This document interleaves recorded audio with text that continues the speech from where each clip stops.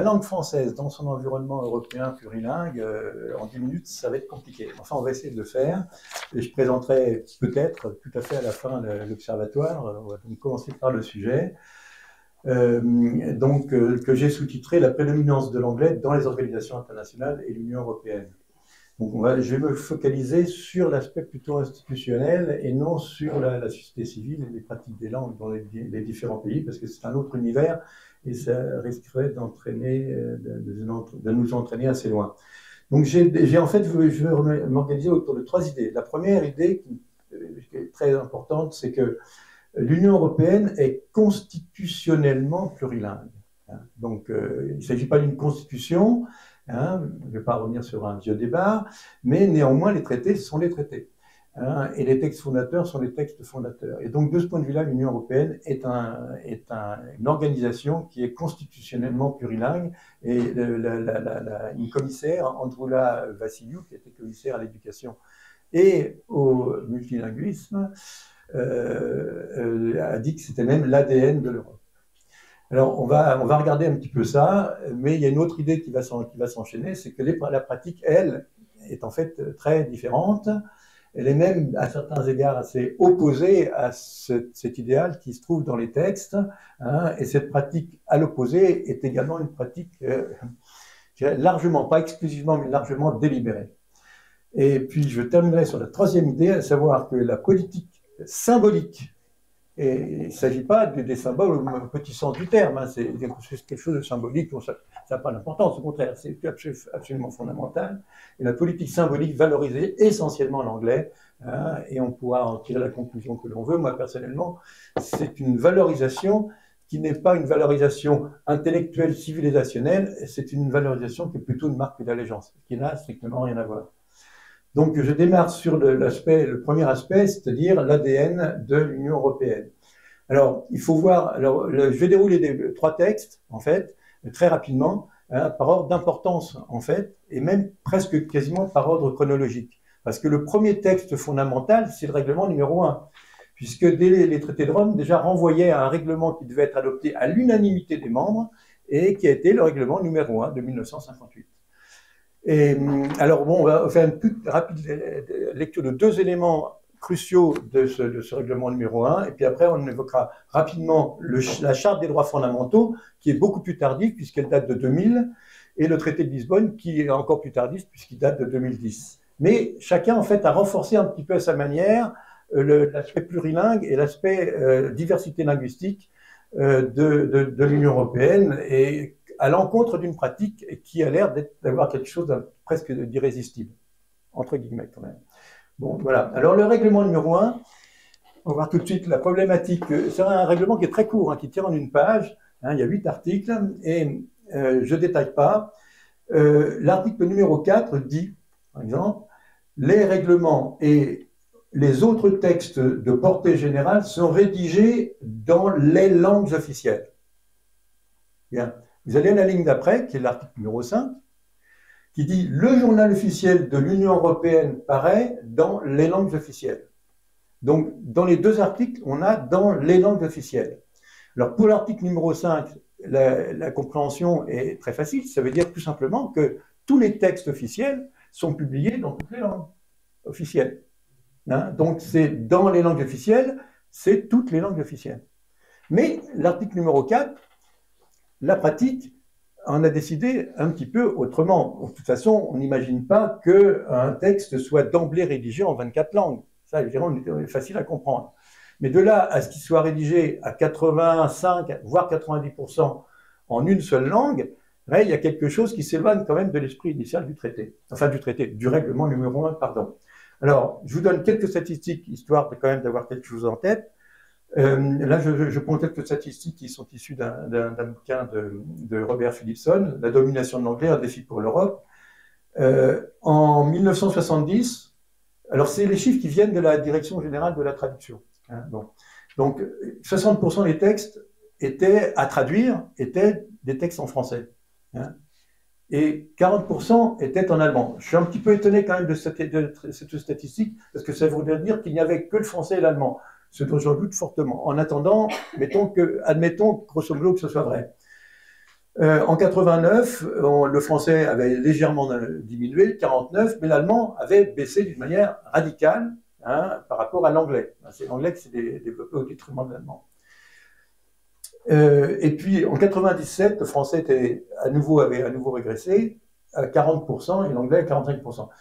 Et en 2017, c'est-à-dire en gros 20 ans plus tard, le français était tombé à 2%.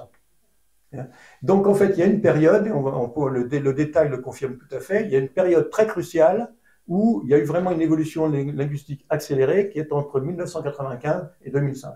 Et ça correspond à la période d'adhésion en fait des pays issus de l'ancien bloc de Varsovie. Et ces adhésions qui ont largement été maîtrisées, contrôlées par le Royaume-Uni, qui agissait à la fois au plan interne des institutions et au plan externe par rapport aux futurs membres, puisque, si vous ne le savez pas, je vous le dis, les Roumains avaient commencé par faire leur dossier en français et on leur a gentiment demandé de les faire en anglais, donc tout recommencer à zéro. C'est un petit détail. Sachant que les Anglais avaient pris l'engagement moral par rapport à Pompidou. À l'époque, c'était Édouard Is, au moment de l'adhésion du Royaume-Uni, qui avait promis à Pompidou que, bien sûr, tous les fonctionnaires issus du Royaume-Uni parleraient tous évidemment français. Enfin bon, après le temps passe. Bon, voilà. Donc alors après, on a des statistiques, je vais passer, je saute parce que qui sont issus des rapports de la DGLFLF, mais dans lesquels on voit exactement ce que je venais de vous dire, à savoir qu'il y a d'abord un déclin rapide de l'allemand par rapport à l'anglais, et ensuite, après, c'est le français qui, entre 1995 et 2005, qui s'est restreint très fortement. Et puis après, on est dans une zone, depuis 2005, dans une zone, disons, asymptotique. On ne tend pas vers le 100%, mais on navigue entre 80 et 85%, sachant donc que le français, l'allemand et toutes les autres langues naviguent autour entre 10 et 15% sur la totalité. On se demande d'ailleurs pourquoi il y a encore 15%. Donc, alors le Parlement européen, c'est un tout petit peu différent, les proportions sont moins fortes puisqu'on est plutôt autour de 70% et non de 80-85%. Mais malgré tout, et là le français garde encore une place qui voisine autour des 15% et non 2 ou 3%. Bon, voilà. Alors, un deuxième texte 2000, dans la Charte des droits fondamentaux, il y a 2 articles qu'il faut connaître. C'est l'article 21. L'article 21 qui concerne les discriminations. Et donc l'article 21 interdit toute forme de discrimination dans différents domaines, et notamment les langues. Et plusieurs des recours divers et variés ont été faits sur des questions notamment d'ordre ressources humaines, en fait, concernant les concours pour rentrer dans l'administration européenne, ont été faites sur la base de cet article 21 par rapport à un certain nombre de pratiques discriminatoires vis-à-vis de certaines langues. Alors il faut voir que ce sont principalement les Italiens et les Espagnols qui ont porté l'attaque, et l'attaque était tournée malheureusement pas seulement contre, je vais dire comme ça, contre la langue archi-dominante, mais contre les langues dominantes. Et les langues dominantes, c'était l'anglais, mais c'était aussi le français et l'allemand. C'est très intéressant comme situation. Voilà, comme ça, voilà. Bon, c'est ainsi. Bon.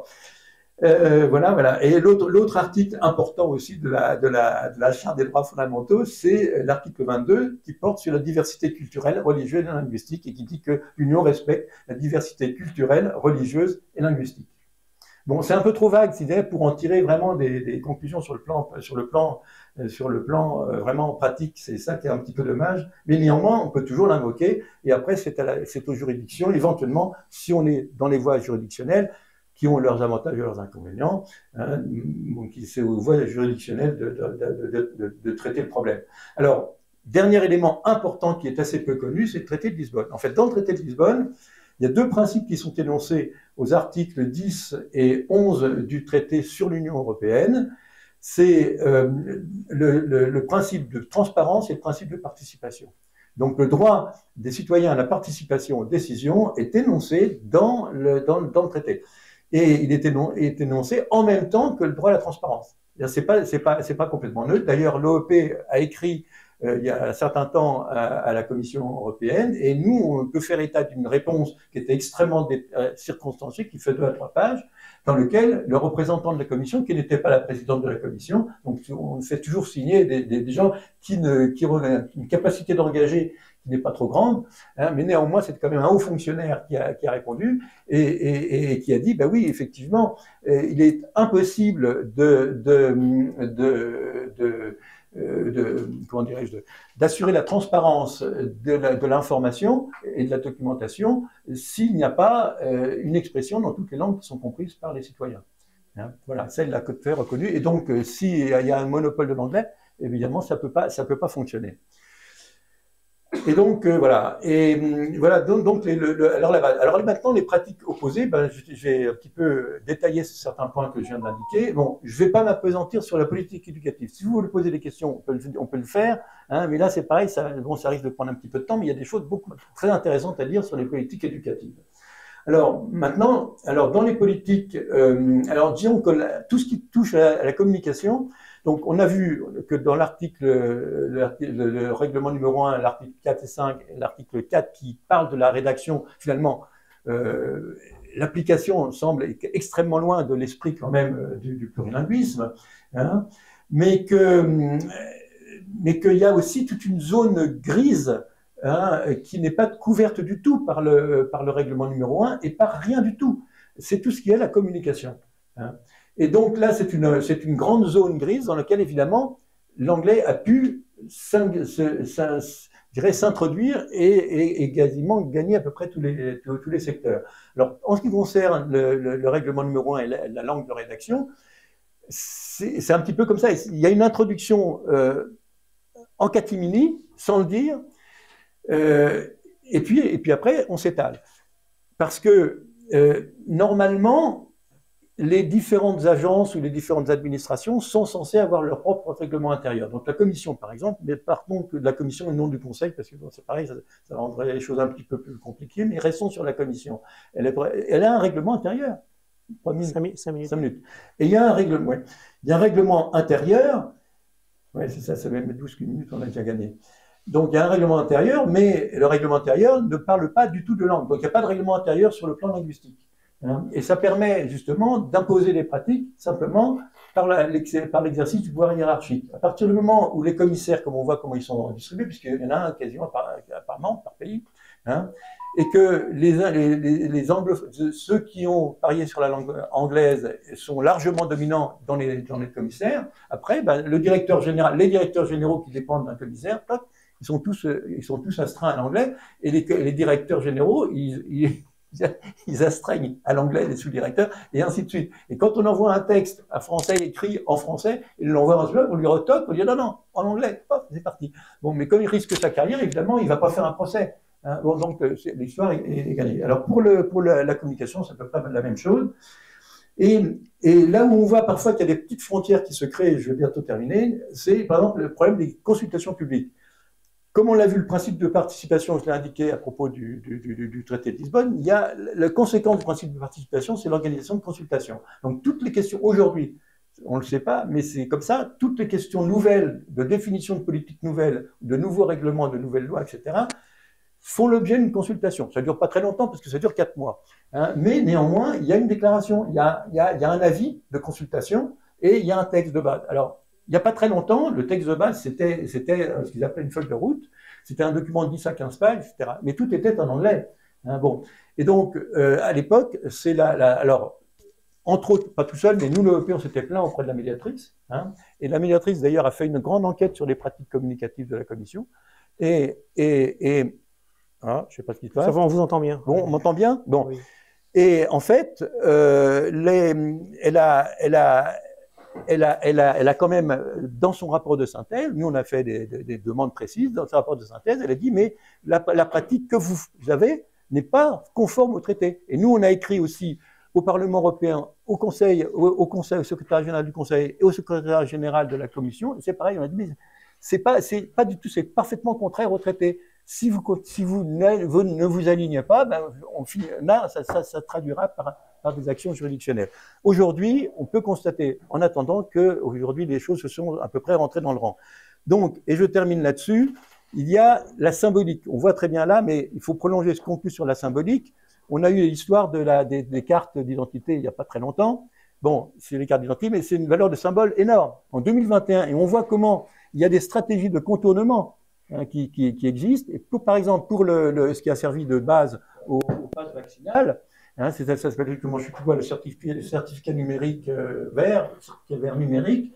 Donc c'était un règlement de 2021 où ils ont dit il faut qu'il soit en la langue du pays, plus une langue, au moins une langue supplémentaire, dont l'anglais. Donc en fait, alors en France, c'est pas compliqué. Nous, évidemment, on suit toujours. Donc on a fait ça en français et en anglais, bien évidemment.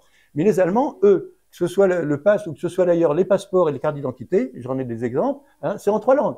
En Allemagne, la carte d'identité, c'est en allemand, en anglais et en français. Les Roumains, c'est en 3 langues. L'Autriche, je ne savais pas, mais enfin voilà. Bon, mais nous, on fait 2 langues. On a écrit au ministère de l'Intérieur, qui nous a fait une grande bafouille de pages, pour nous dire que c'était techniquement impossible. Bon, voilà, on peut comprendre. Voilà. Donc, voilà. Et tout récemment, alors je décline sur les prises de parole, j'en parle pas, de la présidente et des différents commissaires qui sont libres de leur langue. Donc, comment il s'appelle notre commissaire français, lui, il parle très souvent en français, mais en général, c'est pas ça. Mais les présidents du Conseil européen ou la présidente de la Commission, ils pourraient utiliser les différentes qu'ils possèdent, puisqu'ils n'en parlent plusieurs. Non, c'est 80% anglais, et dans les grandes circonstances, comme le grand discours de l'Union, 80% en anglais, 10% en français, 10% en allemand. C'est à peu près les proportions de von der Leyen. Et dernièrement, et c'est la dernière conclusion, c'est la dernière campagne dont vous avez eu connaissance, qui est You are EU. Bon, voilà. Donc on voit très bien la valeur symbolique là-dedans. C'est bon. Et donc la question posée, c'est comment avoir créé une symbolique qui soit favorable au plurilinguisme. Il ne s'agit pas du tout d'interdire l'enseignement en anglais, ni la pratique de l'anglais, ni d'autres langues d'ailleurs, mais au niveau de la symbolique, il faudrait qu'il y ait une cohérence entre le contenu des traités et la communication faite par la Commission, au niveau symbolique. Il n'y a pas un seul État, un seul groupement d'États dans le monde qui prend comme langue quasi officielle une langue qui est parlée par 1% de la population. Ça n'existe pas. Il n'y en a pas un seul exemple. Le seul exemple, c'est l'Union européenne. Bien. Bien, merci Monsieur Tremblay de votre communication. Alors c'est vrai, sur l'histoire de la carte d'identité française, je pense que la difficulté, c'est que si on avait voulu mettre une 3e langue, laquelle aurait-on mis? C'est ça. Parce que mettre l'allemand, ça n'aurait pas plu à certains, surtout aux plus anciens. Et puis sinon, l'espagnol ou l'italien. Enfin, on a tellement de pays riverains qui ont des langues différentes.